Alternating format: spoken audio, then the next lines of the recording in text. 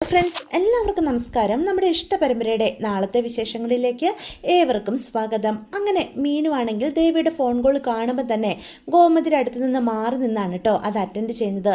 എന്താ മീനു, നീ ഓഫീസിലാണോ? ഇതെന്താ കോൾ എടുക്കാൻ വൈകിയത് എന്ന് ദേവി ചോദിക്കുകയാണ്. എടത്തി, ഞാൻ അമ്മയുടെ അടുത്തായിരുന്നു, അതുകൊണ്ട് മാറി നിന്നിട്ടാ എടത്തിട്ട് ഫോൺ അറ്റൻഡ് ചെയ്യുന്നത് എന്ന് പറയാം.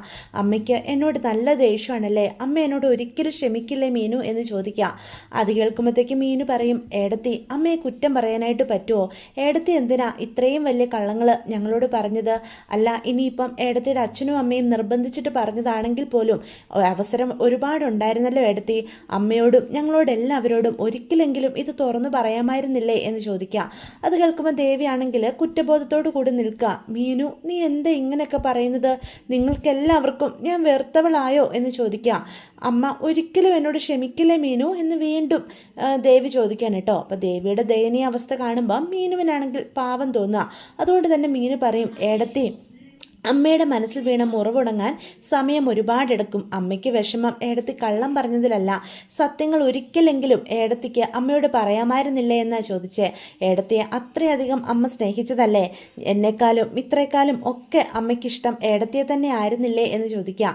ഏടത്തി ജോലി കഴിഞ്ഞ് വരാനൊന്ന് വൈകിയാൽ അമ്മയ്ക്കുണ്ടാകുന്ന വെപ്രാളം എത്രമാത്രം ഞാൻ കണ്ടിട്ടുണ്ടെന്നറിയാവോ? അങ്ങനെ എന്തും ഉൾക്കൊള്ളാൻ കഴിയുന്നൊരമ്മ, അത്രയേറെ നമ്മളെ സ്നേഹിക്കുന്നൊരമ്മ. ആ അമ്മയോട് ഏടത്തി കള്ളം പറഞ്ഞതിലാണ് അമ്മ ഇത്രയധികം വേദനിപ്പിക്കുന്നത്. ഒരിക്കലെങ്കിലും സത്യങ്ങൾ തുറന്നു പറഞ്ഞിരുന്നെങ്കിൽ ഉറപ്പായിട്ടും നമ്മുടെ അമ്മ ഏടത്തോട് ക്ഷമിച്ചേനെ എന്ന് പറയാൻ കേട്ടോ. അത് കേൾക്കുമ്പോഴത്തേക്കും ദേവി പറയും, മീനു നീയും കൂടി ഇങ്ങനൊന്നും സംസാരിക്കല്ലേ, എൻ്റെ അവസ്ഥ നിനക്കറിയാൻ മേലാഞ്ഞിട്ടാ. നിങ്ങളൊക്കെ ഇതെങ്ങനെ ഉൾക്കൊള്ളും? നിങ്ങളൊന്നും ഒരിക്കലും എന്നോട് ക്ഷമിക്കില്ലെന്ന് ഞാൻ തെറ്റിദ്ധരിച്ചു. അമ്മയ്ക്കും ഒരിക്കലും ഇതൊന്നും സഹിക്കാൻ സാധിക്കില്ലെന്ന് കരുതി, അതുകൊണ്ടാണ് പേടിച്ചിട്ടാ ഞാൻ ആരോടും ഒരു വാക്ക് പോലും പറയാതിരുന്നത് എന്ന് അപ്പം ദേവി കരഞ്ഞുകൊണ്ട് പറയാം. ഏടത്തിയെ വേദനിപ്പിക്കാൻ വേണ്ടി ഞാൻ പറഞ്ഞതല്ല, ഞാൻ കാര്യം പറഞ്ഞതേ ഉള്ളൂ എന്ന് പറയാം. മീനു, എല്ലാവരും എന്നോട് നല്ല ദേഷ്യത്തിലാണോ? നിനക്കും എന്നോട് ദേഷ്യമാണോ മീനു എന്നപ്പോൾ ദേവി വീണ്ടും ചോദിക്കുക. ഏയ്, എനിക്ക് ഏടത്തിയോട് ദേഷ്യമൊന്നുമില്ല, ചെറിയൊരു പരിഭവം. അത് സാരമില്ല, ഏടത്തിക്ക് ഒരിക്കലെങ്കിലും ഞങ്ങളോടൊക്കെ തുറന്ന് പറയാമായിരുന്നല്ലോ എന്നുള്ളൊരു സങ്കടം മാത്രമേ ഉള്ളൂ എന്ന് മീനു പറയണം. ആനന്ദേട്ടൻ എന്നോട് ഒരിക്കലും ക്ഷമിക്കില്ലേ മീനു എന്ന് ചോദിക്കുക. ഏടത്തി സമാധാനപ്പെടുക, അവരുടെയൊക്കെ മനസ്സ് വീണ കരട് അത് മാറാൻ സമയം എടുക്കും എടുത്തി. അതുവരെ ആനന്ദേട്ടനും അമ്മയ്ക്കും അച്ഛനും ഒക്കെ സമയം കൊടുക്കണം എന്ന് ദേവിയോട് മീനു പറഞ്ഞ് മനസ്സിലാക്കാനായിട്ട് ശ്രമിക്കുക. പെട്ടെന്ന് ആനന്ദ് ഡിവോഴ്സ് വേണമെന്ന് ആവശ്യപ്പെട്ട കാര്യം നമ്മുടെ മീനുവിൻ്റെ മനസ്സിലേക്ക് വരുന്നുണ്ട്. വേണ്ട, ഏടത്തോട് തൽക്കാലം ഇതിനെപ്പറ്റി ഇപ്പോൾ പറഞ്ഞ് ഏടത്തെ വേദനിപ്പിക്കേണ്ട എന്ന് മീനു അപ്പം മനസ്സിൽ ചിന്തിക്കുകയാണ്. ആനന്ദേട്ടനോട് എന്തായാലും ഒന്ന് സംസാരിക്കണം ഏടത്തിക്ക് വേണ്ടി എന്നൊക്കെ കരുതുക. അപ്പം മീനു ഒന്നും മിണ്ടാതെ നിൽക്കുന്ന കേൾക്കുമ്പം ദേവി ചോദിക്കും, നീ എന്താ ഒന്ന് സംസാരിക്കാത്തത് മീനു എന്ന് ചോദിക്കുക. ഏയ്, ഒന്നുമില്ല ഏടത്തി സമാധാനമായിട്ടിരിക്കുക, എല്ലാം ശരിയാകും. ഏടത്തിയോട് എല്ലാവരും ക്ഷമിക്കുകയും ചെയ്യും എന്ന് പറയാണ്. മീനു, നിങ്ങൾ ആരുമില്ലാതെ എനിക്ക് പറ്റാഞ്ഞിട്ടാ മീനു. ഞാൻ സ്നേഹിച്ചത് സത്യമായിട്ടും ആത്മാർത്ഥമായിട്ടാ. നിങ്ങളോട് ആരോടും ഞാൻ കാണിച്ച സ്നേഹത്തിൽ അല്പം പോലും കളങ്കമില്ല എന്ന് പറഞ്ഞ് ദേവി വീണ്ടും കരയാം. അപ്പോൾ ദേവിയുടെ അവസ്ഥ കാണുമ്പോൾ മീനുവിന് സഹതാപം തോന്നുന്നുണ്ട്. ഏടത്തി സമാധാനമായിട്ടിരിക്കുക, അല്പം ക്ഷമയോടെ കാത്തിരുന്നേ പറ്റുള്ളൂ എന്ന് മീനു പറയണ. അത് കേൾക്കുന്ന ദേവിയാണ് സങ്കടത്തോടു കൂടി ഫോൺ കട്ട് ചെയ്യുവാണേ. ഇതേ സമയം രാത്രി ആയപ്പോഴത്തേക്കും നമ്മുടെ ധർമ്മന് ആനന്ദിനോടൊന്ന് സംസാരിക്കണം എന്നൊന്ന് തോന്നുക. അപ്പം കൃഷ്ണമംഗലത്തുള്ളവരുടെ കണ്ണ് വെട്ടിച്ച് വേണമല്ലോ ആനന്ദിനോട് സംസാരിക്കാനായിട്ട്. അപ്പോൾ കൃഷ്ണമംഗലത്ത് നിന്ന് ആനന്ദ് ദേവമംഗലത്തേക്ക് നോക്കുമ്പോഴാണ്, ആനന്ദല്ല നമ്മുടെ ധർമ്മൻ നോക്കുമ്പോഴാണ് ആനന്ദ് അവിടെ പുറത്ത് തന്നെ ഇങ്ങനെ ചിന്തിച്ച് സങ്കടപ്പെട്ടിരിക്കുന്ന കാണുന്നത്. പെട്ടെന്ന് മതിൽ ചാടി ധർമ്മൻ ആനന്ദിൻ്റെ അടുത്തേക്ക് ചെല്ലുകയാണ്. ആനന്ദ് പെട്ടെന്ന് മാമനെ കാണുമ്പം അത്ഭുതത്തോടെയും ആശ്ചര്യത്തോടെയും നോക്കുക. മാമ, നിങ്ങളെന്താ ഇവിടെ എന്ന് ചോദിക്കുക. നിങ്ങൾ ഇങ്ങോട്ട് വന്നതാണോ മാമ? എനിക്ക് സന്തോഷമായി. നിങ്ങൾക്ക് ഞങ്ങളെ ഒന്നും ഉപേക്ഷിച്ച് പോകാൻ സാധിക്കില്ലായിരുന്നു എന്ന് എനിക്കറിയായിരുന്നു എന്നൊക്കെ പറഞ്ഞ് ആനന്ദ് വളരെ സന്തോഷത്തോടു കൂടി ധർമ്മനോട് സംസാരിക്കാൻ കേട്ടോ. അപ്പം ധർമ്മം പറയും, ഞാൻ ഇങ്ങോട്ട് താമസിക്കാനായിട്ട് വന്നതൊന്നും അല്ല.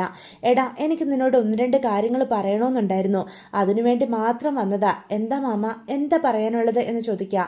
എടാ, ദേവി മോളെക്കുറിച്ചാണ് എനിക്ക് പറയാനുള്ളത്. വേണ്ട മാമ, ദേവിയെപ്പറ്റി ഒന്നും ഒരക്ഷരം പോലും മാമൻ എന്നോട് മിണ്ടണ്ട. അവളെ എൻ്റെ ജീവിതത്തിൽ നിന്ന് എങ്ങനെയും ഒഴിവാക്കണം, അത് മാത്രമേ ഞാനിപ്പോൾ ആഗ്രഹിക്കുന്നുള്ളൂ. അവളെപ്പോലെ ഒരുത്തിയെ ഇത്രയും കാലം ഞാൻ സഹിച്ചു, ഇനി എനിക്ക് പറ്റാഞ്ഞിട്ട എന്ന് തീർത്ത് പറയാം. എടാ, നീ ഇങ്ങനെ അറുത്തു മുറിച്ചൊന്നും പറയല്ലേടാ, ഇത് നിൻ്റെ ജീവിതമാണ്. നീ ഇങ്ങനെ ഒരു തീരുമാനം എടുക്കുമ്പം അത് നിൻ്റെയും അവളുടെയും ഒരുപോലെ ബാധിക്കുന്ന കാര്യമല്ലേടാ എന്ന് ചോദിക്കാം.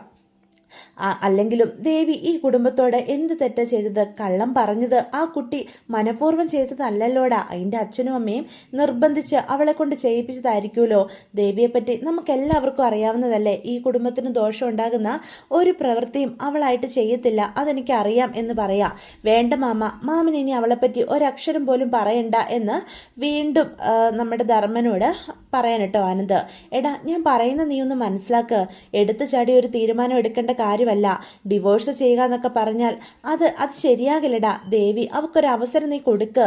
അവളൊരു പാവം കുട്ടിയല്ലേടാ എന്ന് ആനന്ദിനോട് വീണ്ടും നമ്മുടെ ധർമ്മൻ പറയാൻ കേട്ടോ. അത് കേൾക്കുമ്പോഴത്തേക്കും ആനന്ദിന് ദേഷ്യം വരിക. മാമ, നിങ്ങൾ എന്നോട് ഇവിടെ വന്ന് സംസാരിച്ചതിൽ എനിക്ക് ഒരുപാട് സന്തോഷമുണ്ട്. പക്ഷേ അവൾക്ക് വേണ്ടി സംസാരിക്കാൻ വരണ്ട മാമ. എൻ്റെ തീരുമാനത്തിൽ ഒരു മാറ്റവും ഉണ്ടാകില്ല. അവൾ അത്രയേറെ വഞ്ചനകൾ ഈ കുടുംബത്തോട് ചെയ്തതാ. ഇനിയും എനിക്ക് അവളെ വിശ്വസിക്കാൻ സാധിക്കില്ല മാമ. വിശ്വാസം അതൊരിക്കൽ നഷ്ടപ്പെട്ട പിന്നീട് ഒരിക്കലും തിരിച്ചു വരത്തില്ല എന്ന് പറയാം. അത് കേൾക്കുമ്പോഴത്തേക്കും ധർമ്മം പറയും, എടാ, ഞാൻ പറയുന്ന നീ ഒന്ന് കേൾക്ക്. ആ കുഞ്ഞിനെ നഷ്ടപ്പെട്ടതിൽ ദേവിക്ക് ഒരു തെറ്റും ഇല്ലടാ എന്ന് പറയാം. വേണ്ട മാമ, കുഞ്ഞിനെ നഷ്ടപ്പെട്ടു, അത് നഷ്ടപ്പെട്ടത് വിധി. അവൾ ഒരു തെറ്റും ചെയ്തിട്ടില്ലെങ്കിലും അവളോട് എനിക്ക് ക്ഷമിക്കാനായിട്ട് സാധിക്കില്ല. അതല്ലാതെ മറ്റു പല തെറ്റുകളും അവൾ എന്നോട് ചെയ്തിട്ടില്ലേ എന്ന് വീണ്ടും പറയാൻ കേട്ടോ. അപ്പം ആനന്ദിനോട് കൂടുതലായിട്ട് പറഞ്ഞിട്ടും കാര്യമൊന്നുമില്ല എന്ന് ധർമ്മന് മനസ്സിലാകുക. എങ്കിൽ ഞാൻ പോയേക്കുവാടാ എന്നും പറഞ്ഞ് ധർമ്മൻ അവിടുന്ന് യാത്ര ചോദിച്ചു പോകാൻ തുടങ്ങുമ്പം ആനന്ദ് പറയും, മാമ, ഇനി ഒരിക്കലും നിങ്ങൾ ഇങ്ങോട്ട് തിരിച്ചു വരില്ലേ മാമ. ഞങ്ങളോട് ആരോടും ക്ഷമിക്കാനായിട്ട് സാധിക്കില്ലേ എന്ന് പറയാം. ഒരിക്കലും നിങ്ങളെ കള്ളനാക്കാനായിട്ട് ചോദിച്ചതല്ല. അച്ഛൻ്റെ മനസ്സിലൊരു സംശയം തോന്നിയപ്പം അച്ഛൻ അത് ചോദിച്ചു. അത് മാമനോടുള്ള സ്വാതന്ത്ര്യത്തിന് പുറത്താ. അല്ലാതെ മാമൻ മനഃപൂർവ്വം അങ്ങനൊരു തെറ്റ് ചെയ്യുമെന്ന് ഇവിടെ ആരും ഒരിക്കലും വിശ്വസിച്ചിട്ടില്ല എന്ന് പറയാ. വേണ്ടടാ, കഴിഞ്ഞത് കഴിഞ്ഞു. എനിക്ക് മനസ്സിലാകുന്നുണ്ട് അളിയൻ്റെയും ചേച്ചിയുടെയും ഒക്കെ മനസ്സ്. പക്ഷേ ഞാൻ ഇവിടെ നിന്ന് പോയതാ. ഇനി ഇങ്ങോട്ടൊരു കൂടിച്ചേരൽ അത് ഞാൻ ആഗ്രഹിക്കുന്നില്ലടാ എന്ന് പറയാം. കൃഷ്ണമംഗലത്ത് നിൽക്കാൻ തന്നെയാ എൻ്റെ തീരുമാനം എന്ന് പറഞ്ഞിട്ട് ധർമ്മൻ അവിടെ നിന്ന് പോവാണ് കേട്ടോ. ഇതേ സമയം ധർമ്മനാണെങ്കിലും മതിൽ ചാടി കൃഷ്ണമംഗലത്തേക്ക് വരുന്നതും അതുപോലെ എല്ലാം നമ്മുടെ അച്യുതൻ കാണുന്നുണ്ട് കേട്ടോ. അപ്പം ദേവമംഗലത്ത് പോയി ആനന്ദിനോട് സംസാരിച്ചതാണ് എന്ന് ഏകദേശം അച്യുതന് ബോധ്യപ്പെടുക. അപ്പോൾ അച്യുതനാണെങ്കിലും മറഞ്ഞു നിൽക്കുകയാണ്. ധർമ്മനെ അടുത്തേക്ക് ചെല്ലുന്നില്ല. ഇവനെ ഇങ്ങനെ വിട്ടാൽ പറ്റില്ല. ഇപ്പം തന്നെ ഇവൻ്റെ മനസ്സിനൊരു ചാഞ്ചാട്ടമുണ്ട്.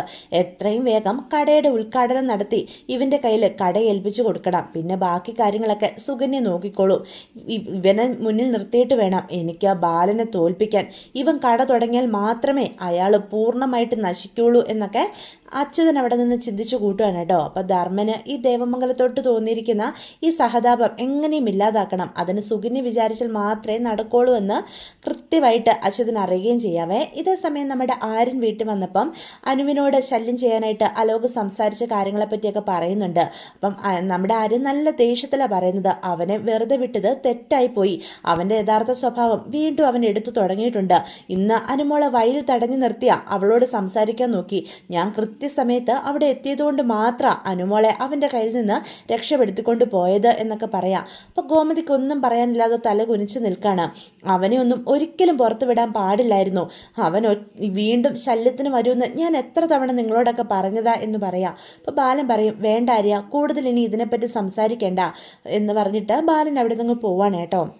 ഇതേ സമയം എല്ലാവർക്കും നല്ല ദേഷ്യം അലോകിൻ്റെ കാര്യത്തിൽ വരുന്നുണ്ടേ. അപ്പം കാണുന്ന മിത്ര മീനുവിൻ്റെ അടുത്തേക്ക് ചെല്ലുകയാണ് കേട്ടോ. അപ്പം മീനു റൂമിലിരിക്കുക. ചേച്ചി, എനിക്കൊരു കാര്യം പറയാനുണ്ടായിരുന്നു. അലോക് അവനൊരിക്കലും അനുവിനെ ബുദ്ധിമുട്ടിക്കാൻ വേണ്ടി ചെന്നതായിരിക്കില്ല എന്ന് പറയാം. പിന്നെ അവൻ എന്തിനാ ചെന്നത്? അത് അവളോട് സംസാരിക്കാൻ ചെന്നതാകും. ആരും തെറ്റിദ്ധരിച്ചതാകും. അലോകിന് നല്ല മാറ്റമുണ്ടെന്ന് എനിക്ക് വ്യക്തമായതാ ചേച്ചി എന്ന് പറയാം. വേണ്ട, നീ കൂടുതലൊന്നും ഇനി അതിനെപ്പറ്റി സംസാരിക്കണ്ട. അവനെയൊക്കെ വെറുതെ വിട്ടതേ ശരിയായില്ല. അവൻ വീണ്ടും അനുവിൻ്റെ പിന്നാലെ ശല്യമായിട്ട് വന്ന അനു എന്തുമാത്രം വേദനിക്കേണ്ടി വരുമെന്ന് നീ ചിന്തിച്ചിട്ടുണ്ടോ? അവൻ അവൾക്ക് കൊടുത്ത മുറിപ്പാടുകളൊന്നും അത്ര വേഗം ഉണങ്ങുന്നതല്ലല്ലോ എന്ന് ചോദിക്കാൻ കേട്ടോ.